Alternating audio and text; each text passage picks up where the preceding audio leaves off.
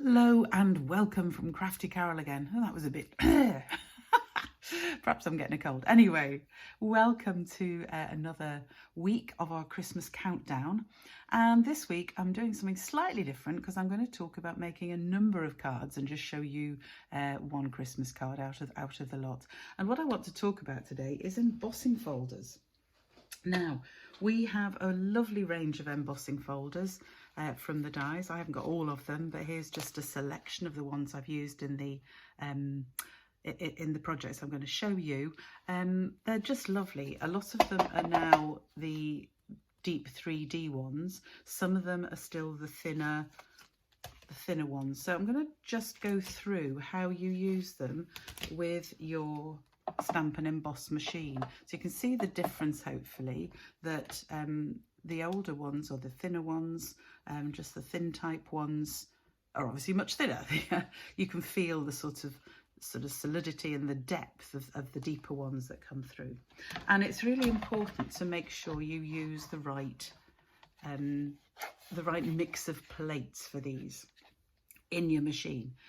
So this is your base plate, plate 1, and you always start with this one, and it does actually tell you on here how to use them with all the dies. So always check by looking at this plate.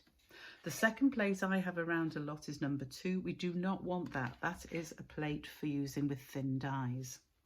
The ones we use for embossing are plates 3 and plate 4. So depending on the embossing folder, depends which one you use. My plates are well used, as you can see. So if I am using one of the thinner type of embossing folders, then I'm going to do it a bit like I would a die sandwich, but without plate 2. So on plate 1, I put plate 3, my embossing folder with my card in, obviously ready to emboss, and then the other plate 3, and that is the sandwich you need for the thin embossing folders. For the thicker ones, such as painted texture, we get rid of plate 3 and we use plate 1, the embossing folder on top, and then plate 4. So that's the sandwich you need for the 3D, the deeper embossing folders. So, final thing to say about when you're embossing with the folders, there's a bend in every folder. As you know, you put the card that you're going to, I'll just use this scrap here just to show you, you're putting the card you're going to emboss in the middle, closing the folder, and then you want it to go through. So if you're making the sandwich, this is a 3D one, so I'd need plate 4 on top of my plate 1 and embossing folder. So if I make my sandwich, I then want to put it through the machine with the hinge bit of the embossing folder going first. So that's just a quick rundown of how you use an embossing folder and how you get it right, if you like, with the plates for your machine. So let me show you the projects I've done. So the first one, I want to give you, basically there's 5 ideas here for how you can use embossing folders. Obviously you can just emboss a background. That's a really common thing to do, and that's fine. But instead of just embossing the background, why not? And this uses the Hive folder here. And all I've done is embossed a piece of white card, which is 9.5 by 13.8, and I've embossed it with the Hive embossing folder. Other thing to say about embossing folders, by the way, is they each have a deboss side and an emboss side, one that will come up through the paper, one that will go down. And you can use most embossed pieces either way round. So I've used here with the edge of the Hive coming up, and then I've used a sponge and some ink, and all I've done is dabbed in my ink and then rubbed the ink all over the embossed white piece. And I've used saffron to match my card base. This is an old stamp, actually. It's for a person who's just had a baby that I know. You could do this in any colour, obviously. I've gone with yellow because I think it's a beautiful baby colour, and it matches my little bumblebee. So tiny, so precious. Babies are a blessing. So that's one idea, is emboss your piece and then use ink just to rub with a sponge, with a stamping sponge, just over the top, just to colour it. And you can see it gives you a sort of not a splodgy picture, but it's not a very even picture, which is what I wanted for this. Obviously, it's supposed to be a beehive. So, yeah, that's one idea, is sponge your embossed backgrounds.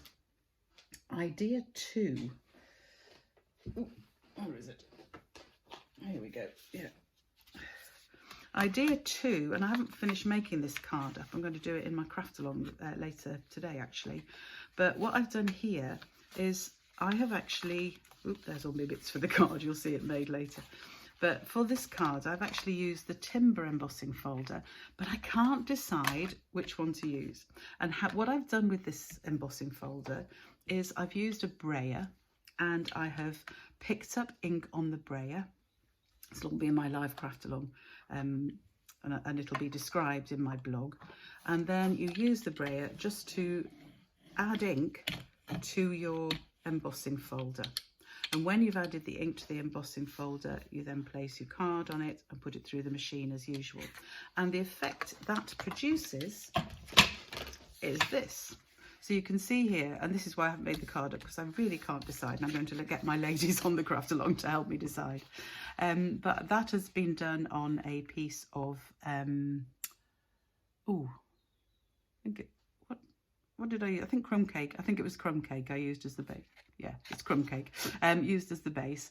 And this was on white, again using the inked embossing folder technique. And you can see it adds just a little layer of ink. And I think it works perfectly with this particular timber embossing folder. And it just adds ink to it. So that is the reverse, if you like. That's the deboss side on the reverse. That's the normal white. And then with the inked embossing folder, that's the effect you get. Same with this one.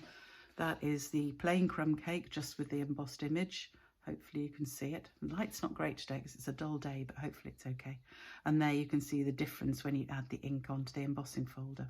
So I've got to make up that card. I can't decide which to do. I think I'm probably tending towards the crumb cake, but we'll see later on. So that's another idea for you, which is to ink your embossing folders and then push them through, and it adds just ink to the top. Yet another idea is, why not use panels? So in this particular card, what I've done is I've actually cut each of these small pieces and put them each through a different embossing folder, just because I wanted to have that variety. That could be a male birthday card or a female one, and then I've just embossed the sentiment on the front there and cut it out with the beautiful shapes dies. So, and used a little bit of gold foil as the layer there. So that just gives you a nice, you can see the different, hopefully you can see them okay. So we've got the stripe embossing folder there. This is the splatters. They come as a pair of embossing folders. They're both thinner embossing folders, so they won't do the whole front of a card, except very just if you have a big margin. So that's a pair that come together as a pack. And then the bottom ones, I've used the painted texture, which is, I think, probably my favourite embossing folder. I can never decide between that, the time-worn type, and the, I'll show you them, let's see. The timber one I've just shown you, and the painted texture one is this one, and time-worn type is that one. And those are my favourite ones as backgrounds, I have to say. So that is painted texture, and this one here is the gingham one. That's the smaller, thinner folder that I showed you before. And that's just beautiful. And the emboss and deboss sides are very, very similar. So you can, it's not too difficult to decide which side to use. Sometimes it is with these, because sometimes they give slightly different pictures depending on whether they're embossed or debossed. So that is another idea. And to add to that, a third idea is, why not emboss the envelope? So this was done with, again, the stripe embossing folder. And all I've done, I'll show you how I put that together. So I had my envelope flap, and all I've done is open the embossing folder, slid the envelope bit in, because obviously you don't want this bit to, well, you could emboss the whole envelope if you wanted, I suppose, but this is just to do the back. So I put it in like that, closed, and put it through my machine. Oop, I got it in properly, there we go, and put it through the machine like that. And that, what that does is just emboss the envelope flap, which gives you a rather pretty envelope without really any effort at all. So that is another idea. Then we have, getting lost here. This is just for a Christmas idea here, and this is actually, this particular card is actually using an old retired embossing folder, which I happen to just love. And this one is a snowflakes embossing folder. And all I've done here is cut a piece of vellum and embossed on the vellum. So I've got a lovely, quite soft effect of this vellum. I love it particularly put against a dark card. And then I've just embossed in white the season's greetings at the bottom. So again, a really simple, really quick card. Sticking vellum onto the card, you can just see one by that snowflake there. I tend to use glue dots in the centre of the snowflakes. And then it'll stick down quite happily. And if I do the ones right at the side as well, then that one I've done, for example, and that one. So it will stick the whole thing down just with about 8 or 10 glue dots is what I used on that, and it sticks it down really very nicely. If you try and use glue, say Tombow or something, it will stick it, but you will often see the glue lines underneath the vellum. So I would recommend using glue dots to stick vellum onto things. And with this particular set, obviously this snowflakes, you can hide them behind the snowflakes, so that's good. So there are all these ideas to do. So we've got emboss vellum, we've got colour your embossed piece, we've got emboss your envelope, we have wishing you the best day ever, this one with the panels of embossed things, and finally we have the ink your embossing folder and put it through to just add some colour to your embossed image. So I hope those ideas give you some ideas for playing with your embossing folders and your cut and emboss machines. This is your Christmas project. Obviously, out of all of these, this is the Christmas one for this week. Hopefully you'll have a play with that. I'm actually going to have another play later using this particular embossing folder, Merry Melody. I think I'm going to use some cherry cobbler and put the vellum on that, and I think that's going to look rather nice. So I'll probably try and get that done and put a picture up in the blog for when I write the blog post later. So this is your Christmas idea for this week. Emboss some vellum, make a card with it. You could use this design, you can, there's all sorts of ways of putting it together. But I hope that's given you some ideas with embossing folder, as well as some ideas for yet another Christmas card. And I will see you again next week. If you would like to find out more, please go to the website and have a look at the blog. If you would like copies of the current catalogues to see our range of embossing folders and all the other goodies, please do get in touch. You can use the contact form on the website or email me at carol@craftycarolscards.co.uk, and I will very happily send you a copy of the current catalogues. And if you need anything else or have any questions, then please do get in touch. And I will see you again soon. Bye for now.